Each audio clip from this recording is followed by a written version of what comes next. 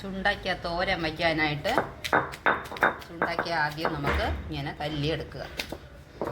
ഇനി കഴുകി വൃത്തിയാക്കി തോരൻ വയ്ക്കണം. എണ്ണ ചൂടാകുന്നുണ്ട്. കടുക്, 2 ഉഴുന്ന് പരിപ്പ്,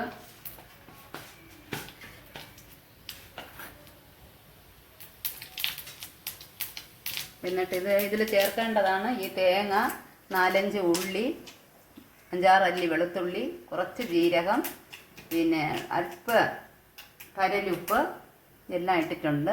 ചെറിയ ഉള്ളി കൂടുതൽ ഇട്ടിട്ടുണ്ട്. ഇടിച്ചാണ് ചേർക്കേണ്ടത്.